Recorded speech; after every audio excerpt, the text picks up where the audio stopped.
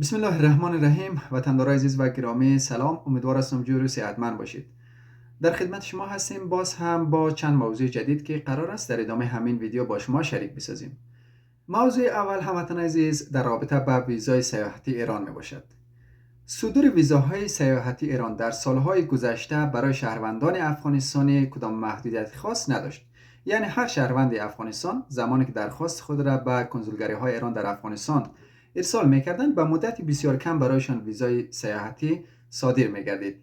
در داخل ایران نیز محدودیت خاص وجود نداشت. بر علاوه تردد قانونی که در استانهای مختلف ایران داشتند، حتی برایشان اجازه کار داده میشد، برایشان کارت کارگری صادر میگردید توسط دفاتر کفالت و چندین بار در دفاتر کفالت اینا میتونستند در داخل ایران ویزاهای سیاحتی خود را تمدید کنند.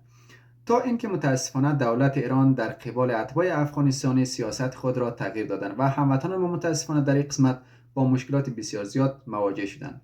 صدور ویزاهای سیاحتی برای اتباع افغانستانی متوقف گردید.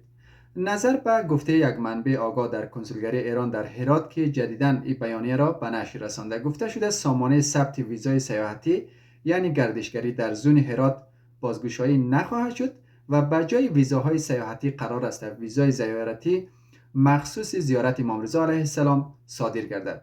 یعنی بر کسانی که متقاضی ویزاهای سیاحتی است، ویزای سیاحتی دیگر فعلا باز نخواهد شد. به جای آن قرار است ویزای زیارتی صادر گردد که مدت این ویزاها 30 روزه است. یعنی زمانی که شما ویزا را میگیرید تا 30 روزه شما میتونید در مشهد بودباش داشته باشید به صورت قانونی.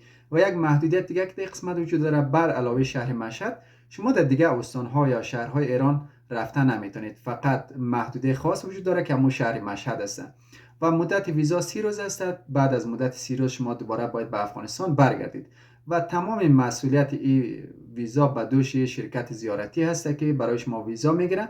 اگر شما تا 30 روز دوباره به افغانستان برنگشتید، مسئولیت و پاسخگو همون شرکت هست که شما را به مشهد برده یا برای شما ویزا گرفته.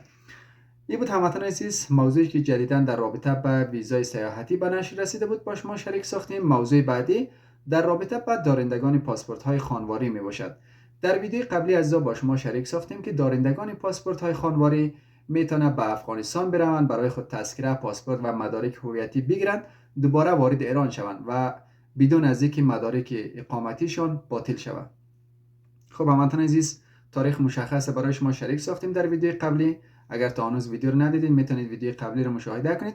فعلا این پروسه شروع شده. کسانی که میخواهند به افغانستان بروند برای خود مدارک های هویتی بگیرن، فعلا میتونید بعد دفاتر کفالت مربوطه خود مراجعه کنید و نامه خروج بگیرید تا وارد افغانستان شوید و دوباره زمانی که مدارک هویتی شما تکمیل گردید میتونید وارد ایران شوید و دوباره مدارک اقامتی شما صادر خواهد شد.